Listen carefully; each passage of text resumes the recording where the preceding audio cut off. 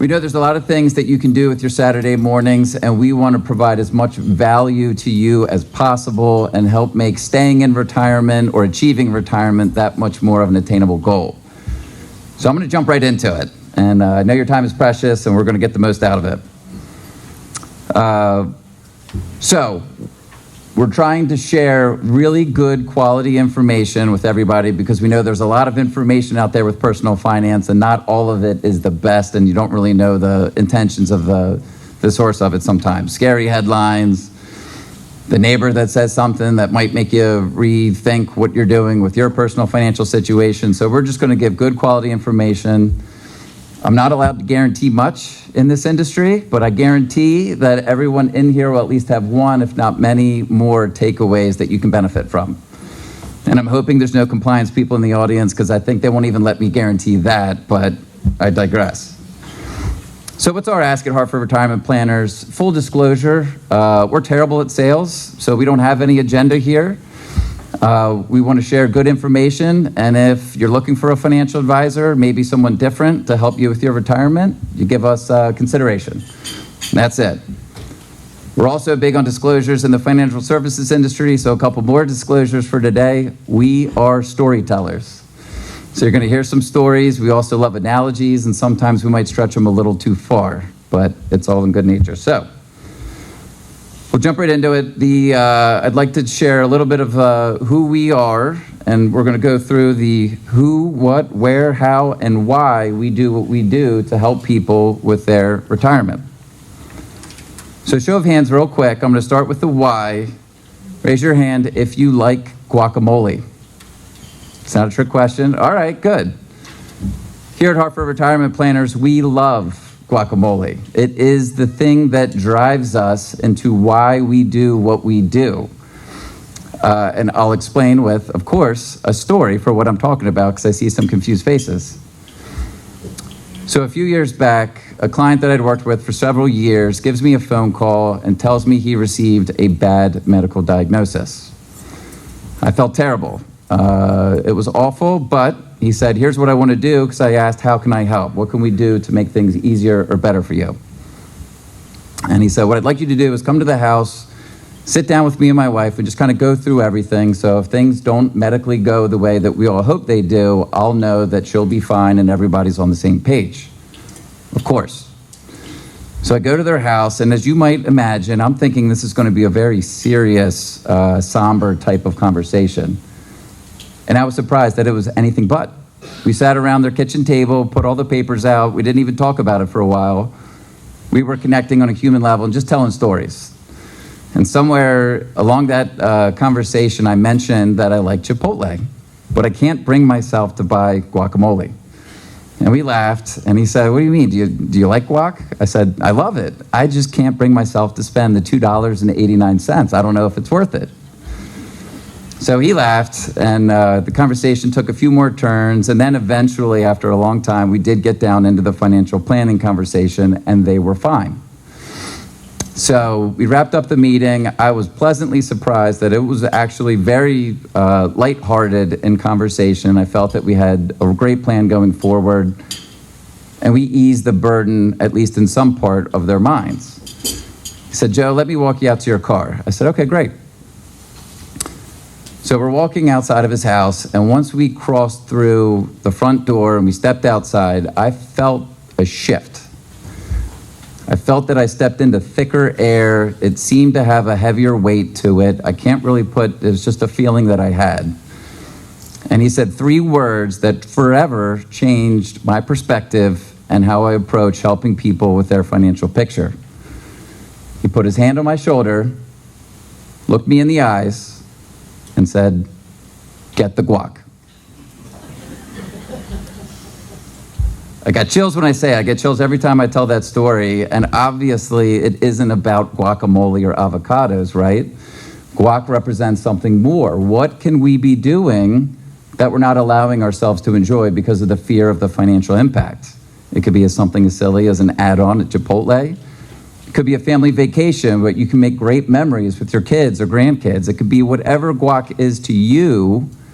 Our mission at Harford Retirement Planners is to get you as much guac as possible safely and within the balance, because life is all about balance, right? Finances aren't that much different. Once we've taken care of the base and we know that you're covered, now it's time to go get as much guac as possible. I can't tell you all the stories we have from clients over the years, but just a few. The first-class plane tickets to Europe, that once-in-a-lifetime trip they've been putting off, and they finally did it because we said you have to. You can't come back into this office until you have pictures of Ireland with your daughters. Many, many others. Maybe the guac is, I'm going to stretch the analogy too far. I already warned you. All right, so I got that out. But could be a vacation home, getting out of this cold, gloomy weather and into sunshine and palm trees, which I'm certainly a big fan of. So that is why we do what we do, and it is why we are so passionate about financial planning, because we can see the joy and happiness that it unlocks in people that do it right. All right. I already messed up the slides. That's okay. There we go. Guac. I was going to joke around that I was going to get guac and I was going to throw it out at everybody, but they decided it was going to be a little too messy, so.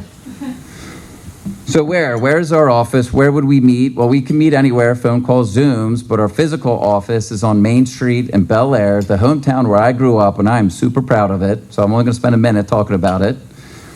It's over 100 years old. It was originally the Bosley House, registered historic, and I'm a big history buff, and I think that there's old values and virtues, the good ones, that we can pick up from the past, and then there's new ways of doing things, new technology, and just new ways with investing. And our office, completely renovated, blends the best of old and new. We're trying to combine the very best of both. So that's a little bit of the theme of the house. I think some of you may have known, we do a big 4th of July parade party. We're right on the parade route.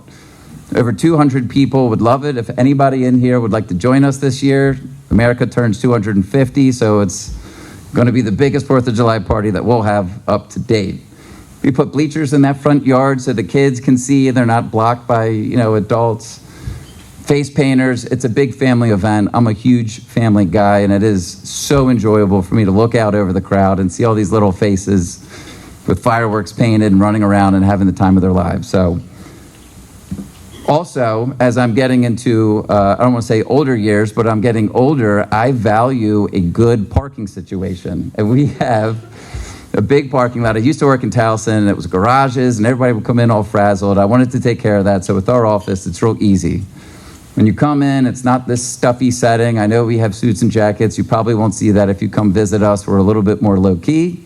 But come as you are. Let's take the stress and burden off your plate and talk to you and connect and make sure that we have a good plan that you understand and makes sense. So who is Harford Retirement Planners? We are a team of 6 currently. Me, Steve, and Mike are certified financial planners, so we are the ones that are in every single meeting, not all 3 of us at once. And then we have Lori, Lauren, and Jess, who help support our mission and support your financial futures. One thing that I want to mention with our team, fiduciary, that's a name or a term that gets thrown around a lot. People nod their head and say, I don't really know what that means, but I think I'm supposed to look for it. Fiduciary is where we put your interest ahead of our own. It doesn't matter what we want out of it. We sit there and try to do what we believe and truly have conviction of what is best for the person across the table. Fiduciary. Independent. Independence helps us serve that mission because we don't have proprietary products. I don't care what investments we use as long as they're the very best for whatever the job is in front of us. There's no financial compensation that benefits us by recommending one thing or another. So that independence builds trust in the beginning of a relationship, and then it solidifies it when people see the power of true independence when you're talking to a financial professional. So what do conversations with us look like? We have the heart of teachers and the mind of a financial professional. Most people, I would imagine, do not read the Wall Street Journal every day and consume as much financial information as they possibly can to become experts. We realize that. So, conversations with us, a lot of it's on the whiteboard, a lot of it's through stories and analogies, like I mentioned earlier. But I will take another chance to tell a story about my daughter and where I confirmed the power of people talking in a way that I can understand and benefit from their guidance. So my daughter Piper, 6 years old, she had some stomach issues, some pains, and it wasn't going away, and all the doctor's offices were closed, so we went to the emergency room. Doctors there were great. I said, hey, we did a couple of the tests, and here's what's going on with Piper. And then she proceeded to say all kinds of medical jargon that I didn't understand a word of. But I didn't just nod my head and say, okay, and stay confused. I said, well, hold on, doctor, I don't understand any of that. My medical knowledge is like knee bone connected to the leg bone, and that's about where it stops. I said, can you explain the situation to me as if I'm in 3rd grade? And she got a smile on her face, and then she did. She explained it in a way that I understood. I said, okay, now I know what the deal is. She said, so what do you want to do? I said, again, I don't really know much about this stuff. So I thought for a second, and I said, well, doctor, let me ask you, what would you do if this was your daughter? What would your next step be? And she paused, and then she laid out a plan, a game plan that made sense to us, and that's what we did. I think a lot of times we meet with professionals, they end up talking over our heads and confusing us, and then whatever the recommendation is, we don't really know what it is, but we just go along with it. So our approach is a little bit different. We want to educate, Heart of Teachers, all of our clients, at least to a certain level, so that we understand what we're doing and why we're doing it. Piper's fine, and actually she drew these, I have fancy socks on. They are unicorns that she gave me for my 40th birthday, so I figured that would be appropriate if I told that story. I'll wear the socks that she gave me. So, today's goal. There's a lot of uncertainty in the world, right? There's always something in the headlines, always something that makes us nervous, always a reason to push off retirement or delay whatever the guac is that we want in our lives. So our goal today is to try to introduce more confidence and more understanding of financial planning so that we're not exchanging the stress of work for financial stress in retirement. That doesn't seem like a fun trade-off for me. Let's get rid of the work thing and not stress about the money part, knowing that we have a plan that's built with a lot of unknowns in this world and a lot of flexibility that we can use to navigate it as the years go on. So how do we implement a better financial future for you here at Harford Retirement Planners? Well, we believe that you need a solid plan with a portfolio that matches your goals and the plan, and the best of both of those produces the best results, more confidence, and more guac, if you can guess what I was going to go with that. So financial planning and investment management are so important to coordinate, and what I'm going to do is turn things over to my colleague Mike, who's going to give you a little bit more idea of what planning with Harford Retirement Planners looks like.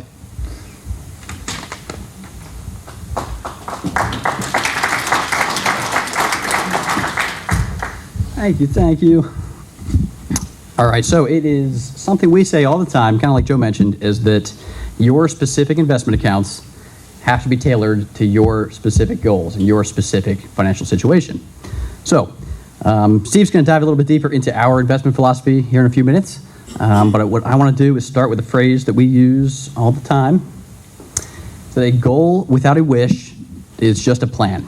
Or I'm sorry, backwards. A goal without a plan is simply just a wish. So let's paint the picture real quick. Most of you, let's just say you're working somewhere, you got a retirement plan, 401k, 403b, TSP. Mostly, every month, every quarter, you get a statement in the mail. And if you're like most, you open it up, you look at that big number, you hope it's bigger than the last month, and then you put it back in that envelope, you put it away, you move on to whatever the next thing that you're working on is. But what that statement doesn't tell you is, can I buy a vacation home in Florida? How do I recreate a paycheck once I'm no longer working and I'm retired? What will my healthcare benefits look like in retirement? It is just a current value, that moment in time. Doesn't tell you much more than that. So, what we want to do is kind of bring that statement to life. And I will say that every single meeting we have, any new meeting with someone we meet for the first time, first question, no matter your age, your profession, your asset level, your financial background, it all starts with that same question. Mike, am I going to be okay? Do I have to be concerned about running out of money someday?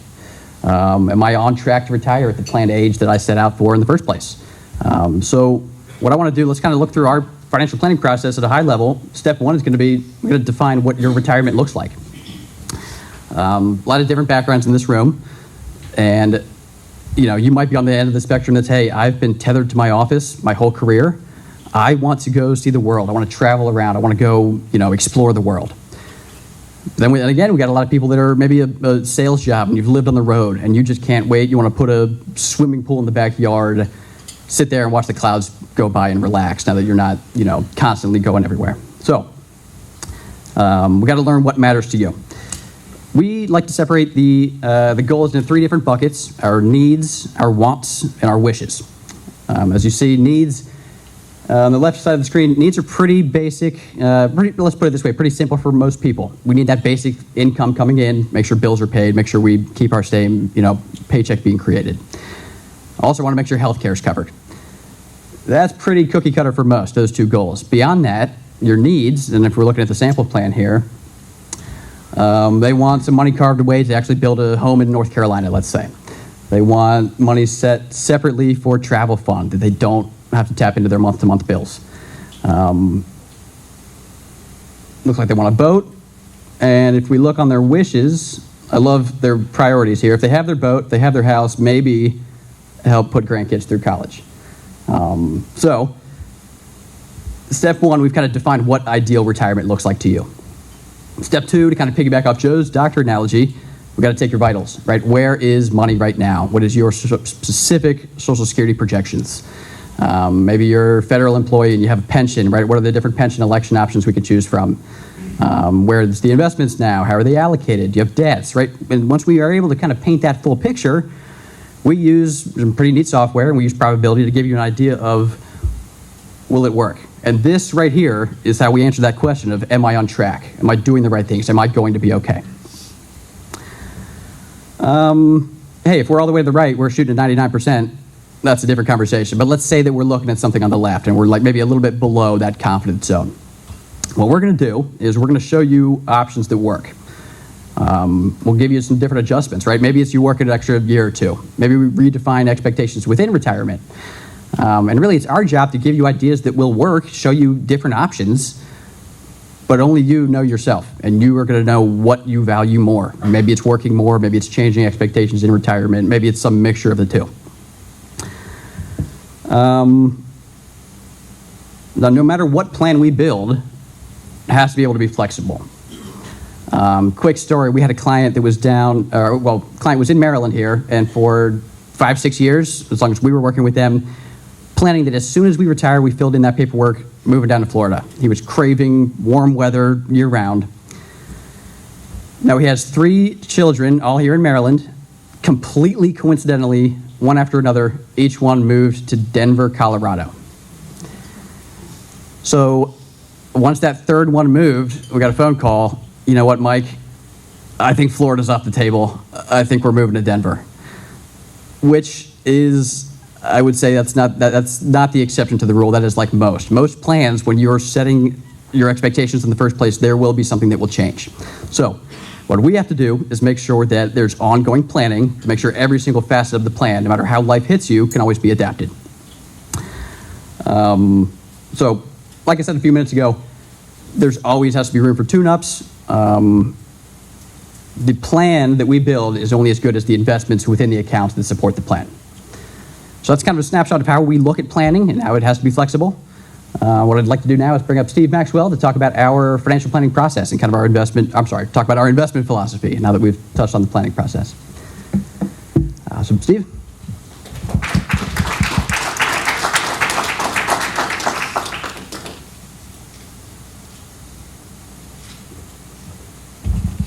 All right. Thank you, Mike and Joe. Thank you, everybody, for being here with us this morning. I have been tasked with talking about investments at 9:30 on a Saturday, so that is not lost on me. This is typically the phase of the meetings when we have with clients that we start to see eyes glaze over a little bit. So I'm going to try to keep it pretty high level, a little bit lighthearted, and of course, throw in a cheesy analogy for you. So, our investment philosophy: simple, effective, and understandable.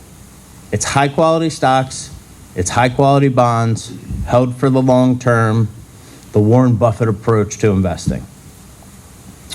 It's kind of like an ice cream sundae.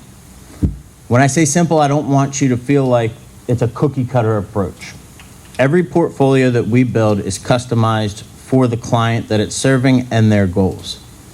So when we think about it as an ice cream sundae, the core of the portfolio, the stocks and the bonds, might be the vanilla ice cream at the bottom. But maybe we need income replacement. Maybe there's an opportunity for something like an annuity to create that. That's the whipped cream on the sundae. Maybe there's an old life insurance policy that has cash value. Maybe we can exchange that for something that gives us a more appropriate benefit like long-term care. Maybe that's the cherry on top. You know, there's opportunities for us to add sprinkles and chocolate syrup. That's kind of our investment process. Starting with a solid core portfolio and then being able to add on different accessory investments to make sure that it matches your specific goals. Don't keep all your eggs in one basket.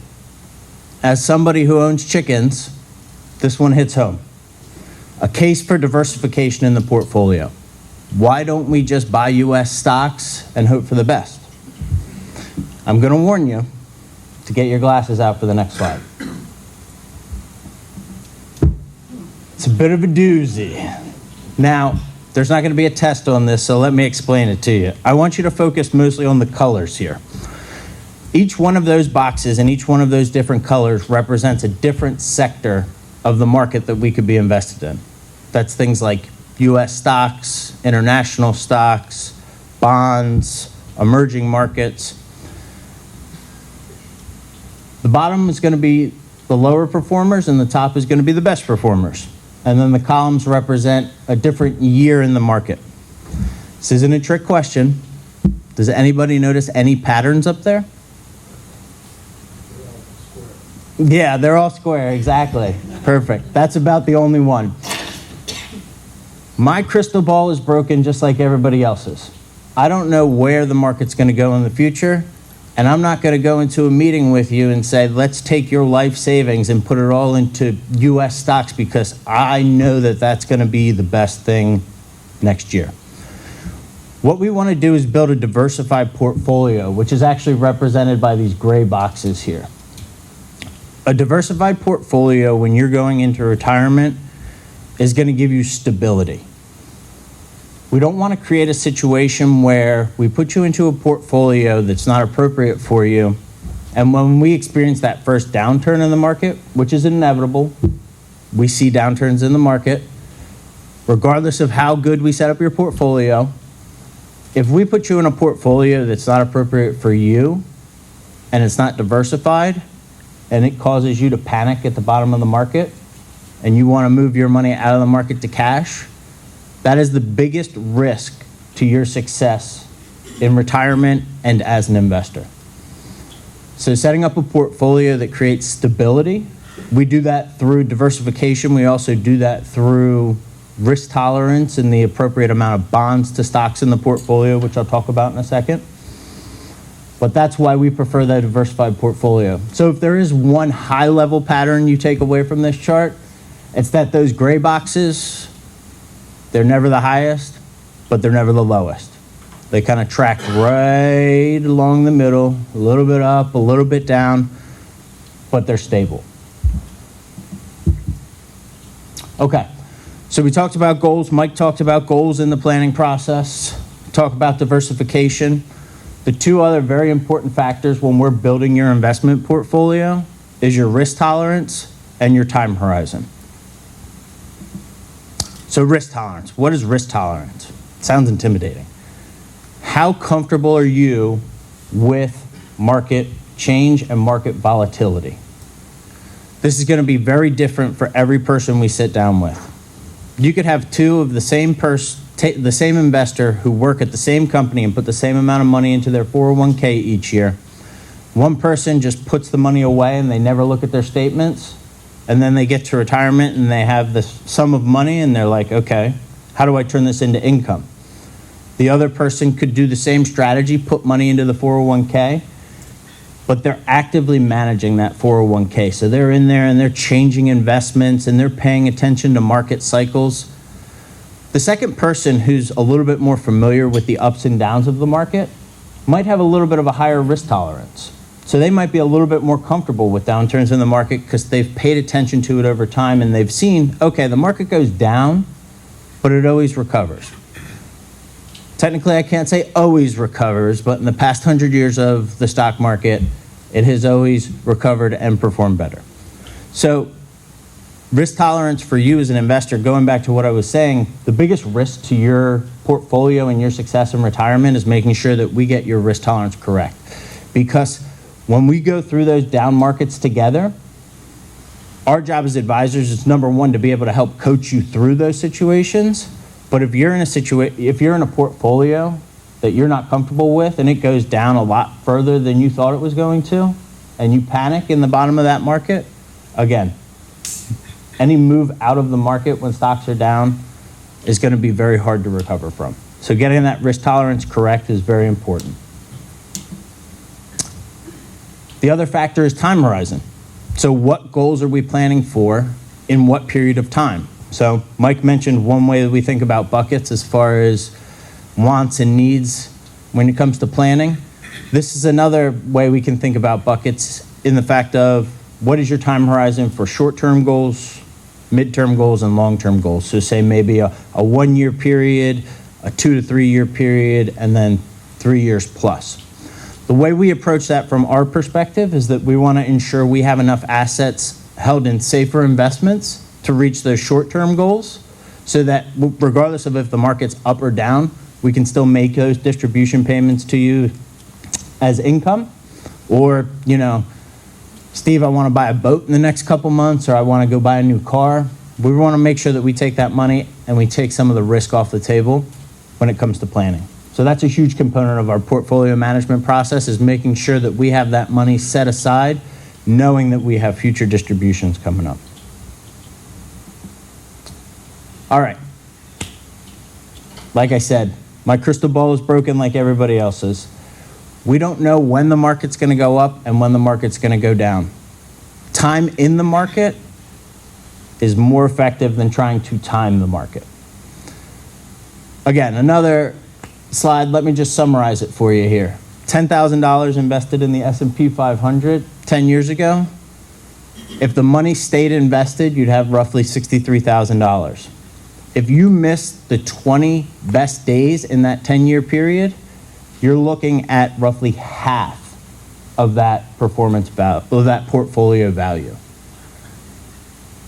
The important thing to remember is when the market is down on those worst days, it's the scariest time to be an investor, and it's the hardest time to be an investor because you have to stay invested and you have to toe that line. The best days in the market typically come after the worst days in the market. So to take your money and try to time the market and pull it out when the market goes down, we don't know what that re-entry point is to be able to try to capture some of those best days again. That's the challenge with timing the market. But we don't have to. If we have a portfolio that's set up to match your risk tolerance and your time horizon, you'll be able to weather the ups and downs of the market, and then you can just stay invested. So like I said at the beginning of my talk, is keep it simple. High quality stocks, high quality bonds, held for the long term. We don't have to rewrite the book or reinvent the wheel on this one. So there you go. To summarize, a solid plan, a solid portfolio. It's going to give you confidence, whether it's in retirement or whether it's for other goals in your life, to make sure that your portfolio and the plan give you the confidence to achieve what you want. All right, that's my little spiel on investments. We're going to take a quick break, but before we take a quick break, I just want to introduce our presenters for today. So we have Chandler Webb from Eagle Life. He's going to be talking about the 7 risks to income in retirement. Following him, we have Patrick Moynihan from Lincoln Financial. He's going to be talking about long-term care. And then the last session we have is going to be a great Q&A with Eric McLaughlin, who's an estate attorney, and Joe Conroy, going through some of the questions that we see most frequently in our client meetings about estate planning. So, give everybody the opportunity to take a quick break. There's still more food outside. The bathrooms are to that side of the building, and then there's more coffee over there. So, refill your cups, fill your plates, and we'll get ready at 9:50 to start our first session. Thank you.